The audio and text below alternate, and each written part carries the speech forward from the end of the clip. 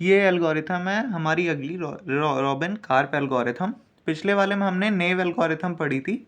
उसमें हम क्या कर रहे थे, स्टेप बाय स्टेप 1 बाय 1 आगे बढ़ते जा रहे थे और अपने पैटर्न को मैच करते जा रहे थे, जो बहुत ही ज़्यादा टीडियस हो रहा था कि हमें बार बार बैक ट्रैक करना पड़ रहा है। इसमें भी हमें बार बार पीछे आना पड़ रहा है, एक एक स्टेप करके आगे बढ़ पा रहे हैं। तो रॉबिन कार्प ये बेसिकली बहुत ही रीसेंट डिस्कवरी है, 1987 में हुई थी। इसने बोला क्या कि हैश फंक्शंस का यूज़ करो स्ट्रिंग मैचिंग के लिए। हैश फंक्शन क्या होता है? जो हमने हैशिंग का कॉन्सेप्ट पढ़ा था डीएसए में, बस वही बेसिक कॉन्सेप्ट यूज़ होंगे। अगर नहीं भी याद है तो भी कोई बात नहीं, अभी के लिए बस इतना समझ लो कि जो भी जैसे टेक्स्ट हैं, जो भी इसमें एलिमेंट्स यूज़ हुए हैं, उनकी हम एक रैंडम वैल्यू ले लेंगे। जैसे ए बी सी डी ई है, ए की वैल्यू 1, बी की 2, सी की 3, डी की 4, ई की 5। अब यहाँ जैसे पैटर्न में डी ए बी दिया हुआ है, डी ए बी। अब डी की वैल्यू हमने उठाई 4, प्लस कर देंगे किससे, ए की वैल्यू 1, प्लस कर देंगे किससे, बी की वैल्यू 2। टोटल कितना आ गया, 7। अब यहाँ पे जैसे हम इसकी लेंथ कितनी है, 3। अब हम अपने टेक्स्ट स्ट्रिंग से 3 की लेंथ में उठाते चले जाएंगे पेयर्स को और इससे मैच करते चले जाएंगे। अगर वो 7 के इक्वल है तब तो हम पैटर्न की मैच कराएंगे, वरना हम पैटर्न की मैच कराएंगे ही नहीं। तो इस तरह से हमारी जो कॉम्प्लेक्सिटी आ जाती है वो काफ़ी रिड्यूस हो जाती है, वो ऑर्डर ऑफ m+n रह जाती है। इसको देखते हैं होता कैसे है। जैसे कि हैश फंक्शन यूज़ कर रहे हैं हम, इसमें कैसे, सबसे पहले हमारी जो वैल्यू है किसकी, पैटर्न की, वो है 7। सबसे पहला टेक्स्ट उठाओ, i इज इक्वल टू 1 पे उठाया हमने, हमारे पास आया क्या, ए बी सी, 1 2 और 3। टोटल वैल्यू क्या आ गई, तीनों को ऐड कर दो, 6। क्या 6 7 के इक्वल है, नहीं। इसी तरह i इज इक्वल टू 2, क्या पेयर बन जाएगा, B C D, B C D.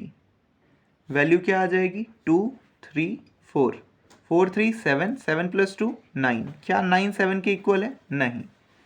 i is equal to 3, C D A, 4 3 1, क्या आ जाएगा, 8।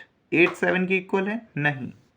i is equal to 4, D A B, यानी 4 1 2, 7 आ गया। क्या 7 7 के इक्वल है, हाँ जी है।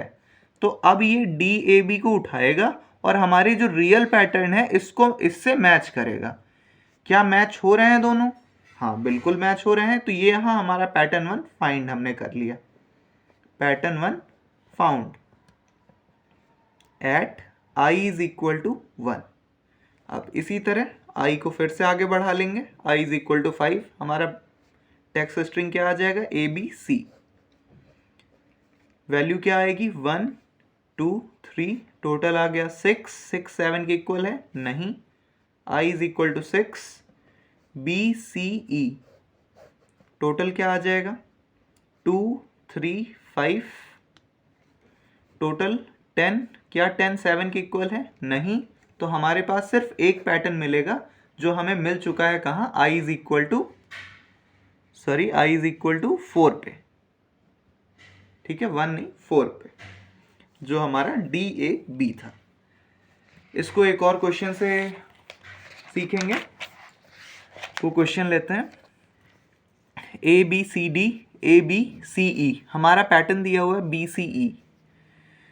यहाँ पे देखिए पैटर्न की वैल्यू फिर से निकाल लेते हैं। बी की वैल्यू होती है 2, सी की 3, ई की 5। टोटल आ गया हमारा 10। अब फिर से 3 के पेयर्स उठाएंगे। i इज इक्वल टू 1 पे जब हमने उठाया, टोटल आया हमारा 6। क्या 6 10 के इक्वल है, नहीं। i इज इक्वल टू 2 पे, बी सी डी, डी पे वैल्यू 4, सी पे 3 और बी यहाँ पे 2। टोटल आया 9। 9 क्या 10 के इक्वल है, नहीं।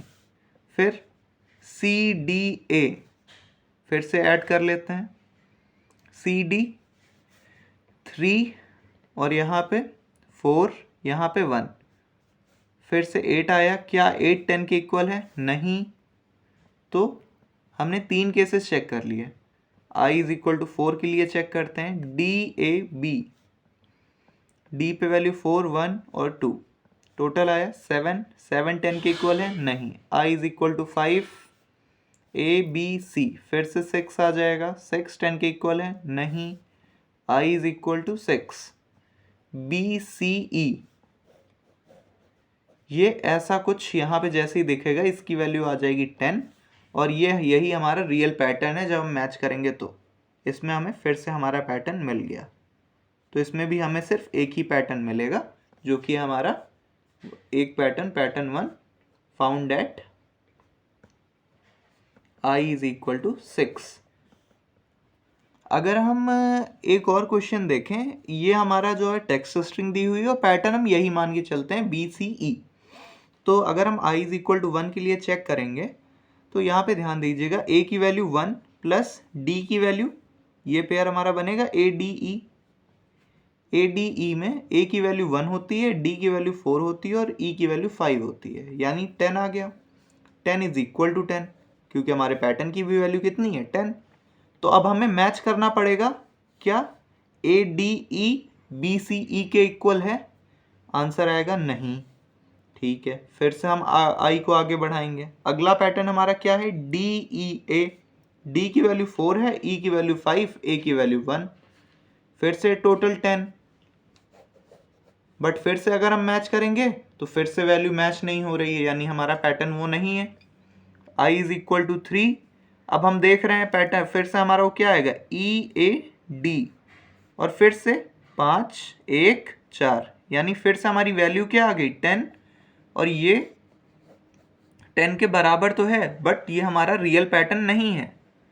तो इस तरह देख रहे हैं कि हम कई बार हो सकता है कि वैल्यू तो आ जाए बट हमें हमारा रियल पैटर्न वो रहे ही ना, ये पॉसिबिलिटी भी है। ये हमारी रॉबिन कार्प में कुछ कॉन्स हैं उसके कि वो इस केस को हैंडल नहीं कर पा रही थी। तो ऐसे केसेस जब हमारी वैल्यू तो सेम आ जाए बट हमें वो पैटर्न ना मिले, हमें हमारा रियल पैटर्न ना मिले, उसे क्या बोलते हैं, स्प्यूरियस हिट। फिर से सुनेंगे, हमारी वैल्यू तो सेम आ जाए, यानी वेट हमारा, जो हमारा पैटर्न का वेट है और जो हमारी विंडो की वेट है यानी टेक्स्ट विंडो की, वो दोनों वेट सेम आ जाएं बट हमारा पैटर्न और टेक्स्ट विंडो डिफरेंट आ जाएं एक दूसरे से, वेट सेम होने के बाद भी, तो वो केस क्या कहलाता है, स्प्यूरियस हिट। अब स्प्यूरियस हिट की डेफिनेशन देख लेते हैं। Condition which occurs when hash value of a pattern matches the hash value of a text window but window is not the actual pattern, यानी हैश वैल्यू तो दोनों की match कर रही है, टेक्स्ट विंडो की भी और पैटर्न की भी, बट जो एक्चुअल पैटर्न है वो टेक्स्ट विंडो से बहुत ज़्यादा डिफरेंट है। इसका रीज़न क्या है, इन डिफरेंस के पीछे, या फिर इस केस को अवॉइड कैसे किया जा सकता है, पुअर हैश फंक्शन यूज़ किया गया है, इस वजह से ये डिफरेंस आ रहा है। अगर इसी जगह हम कोई दूसरा हैश फंक्शन यूज़ करें, फॉर एग्जांपल अगर इसी वैल्यू को हम इस तरह से लेके चलें कि b की वैल्यू है 2 और c की वैल्यू है 3, e की वैल्यू है 5, तो इसको अगर हम इस तरह रिप्रेजेंट करें 2 इंटू 10 की पावर 0 प्लस 3 इंटू 10 की पावर 1 प्लस 5 इंटू 10 की पावर 2, ये एक्चुअल में कुछ ऐसा दिखेगा, sorry, keep it like this, 0, it will be shown like this 235।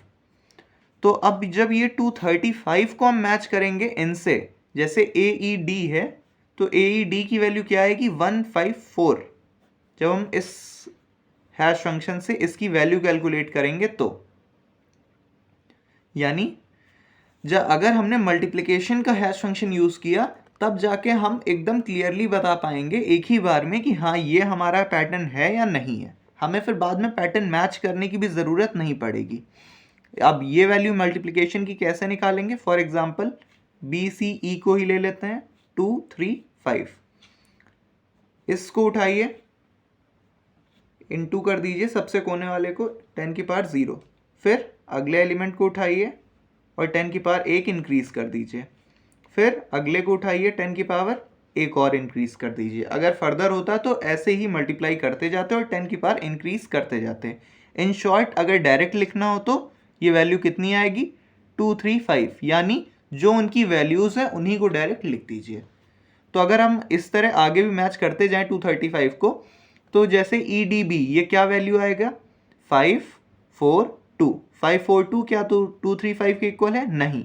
तो इस तरह से हम मैच करेंगे तो सिर्फ हमारा जो रियल पैटर्न है वही हमें सही वैल्यू देगा, बाकी कोई भी हमें सही वैल्यू नहीं देगा।